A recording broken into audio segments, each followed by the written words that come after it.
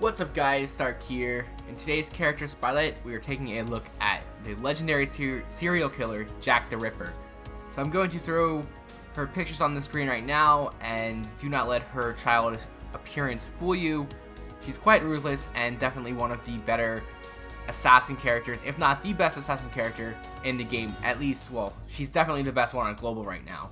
So as you can see, her pictures are on the screen right now, and she's got some pretty cool artwork. It's a little ridiculous though, considering she's just a kid, but Fate, you know how they roll, so this is nothing new for us. I do like the artwork though, and I do like her character design. So yeah, there's not much else to say here. Let's just go ahead and jump into her stats and all that stuff. So she is an assassin, like I said, so she will be effective against riders and weak to casters. And she is a 5-star, so she will be able to go up to level 90, and she will have 11,557 attack and 12,696 HP at level 90. And if you do decide to go ahead and max her out, she will end up with 14,651 attack and 15,909 HP. So she's got really good stats. Of course, she's a 5-star, so of course the stats are going to be really good. Yeah, she's got some really good stats.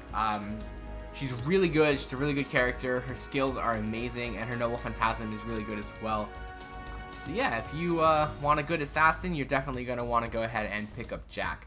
So let's move on here to her skills. Her first skill is going to be Misty Knight Murderer A. This will increase quick card effectiveness for 1 turn, and it will also apply evade for 1 turn. Now this is a self buff, but it is an amazing buff.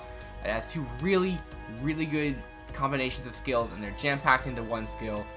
So for the quick card effectiveness increase at level 1, it's going to be a 30% increase, which already is really good. And then it goes up to 50% at level 10, which is insane. And you get the 1 turn of evasion as well. So that's a really damn good skill. And it's her first skill too. So if you're thinking about maxing out this character, which you should be if you do have her, you definitely want to go ahead and max that skill out as quickly as possible. Moving on here to her second skill is going to be the Information Erasure B. Now this will remove buffs from one enemy, and it will decrease critical hit rate for 3 turns from that enemy as well. So her first skill is amazing as far as buffs go, and then her second skill will also remove buffs from an enemy, which makes it that much easier for you to deal with them. So already, these 2 skills basically have more stuff in them than most other characters do have in all 3 of their skills. We haven't even talked about her third skill yet.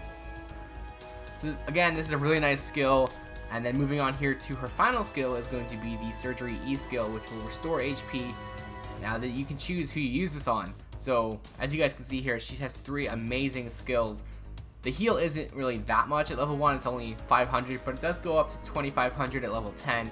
And again, you could pick who you use it on. So it's pretty clutch healing right there. You could use it on herself to make her survive longer, or you can use it on an ally to help them survive. Overall though, she definitely has one of the best set of skills in the game for any character currently on global. So let's go ahead here and move on to her class skill. So she has the Presence Concealment A+ skill, which will increase critical star drop rate by 10.5%. Now I don't usually talk about this in these videos, and I saw a few people mention it in the comments, and it's probably something I will start incorporating into the videos in the future. But go ahead and talk about the hits and things like that. But for Jack, it's definitely one of those characters where you definitely have to mention it.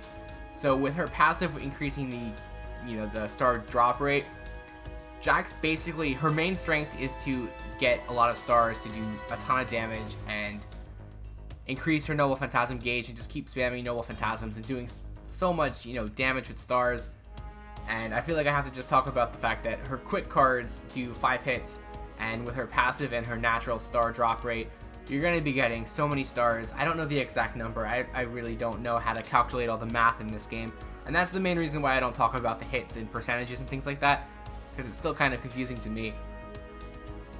But short story is she's going to be getting a lot of stars, which will translate to doing a lot of damage, and you can fill your gauge up pretty fast with her noble Phantasm if you just follow an arts card with the quick cards, because you're going to be doing 5 hits and you're going to have the arts bonus.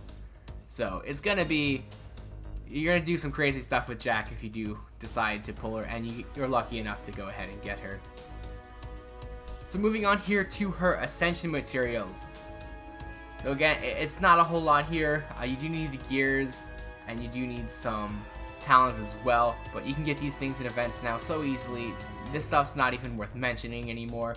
I honestly might just like not even start talking about these in the videos going forward. So now I'm going to throw up the skill enhancement materials as well. Again, like I said, you do want to max out her first skill as quickly as possible, and you're going to need some demon hearts. That's probably going to be the hardest thing to get in this list to max out that skill. But if you have them, go for it.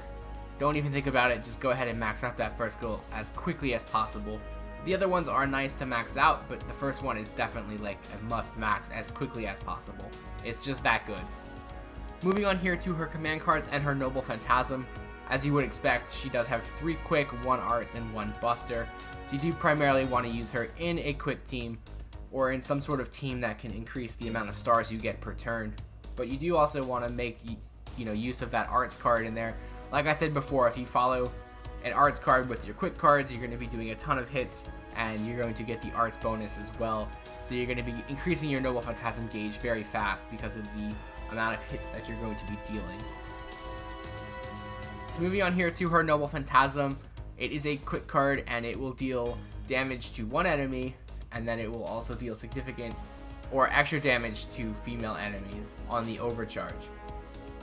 You can also go ahead and increase the amount of damage you do with this Noble Phantasm by doing an interlude quest, and that will increase it by a moderate amount, but any amount of damage increase is always nice. It's always something you want to go for.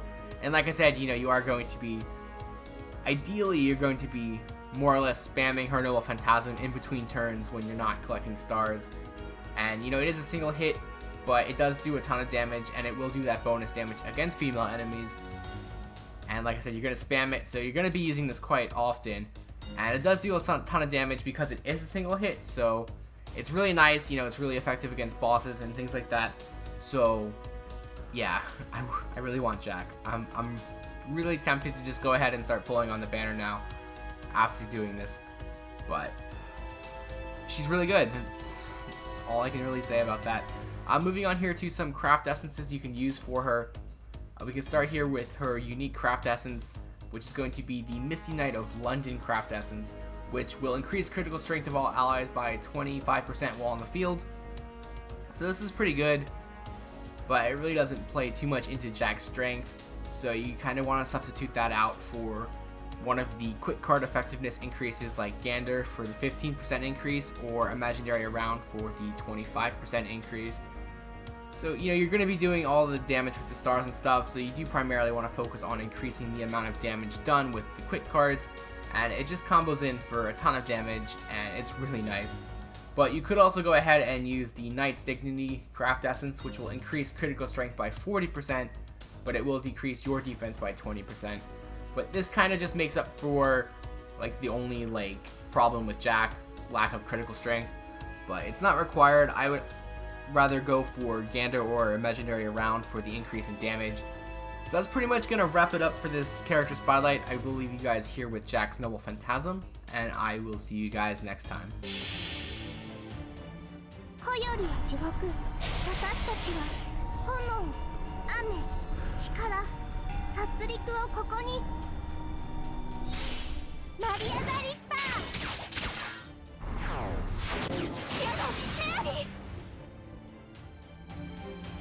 や。ここまでか。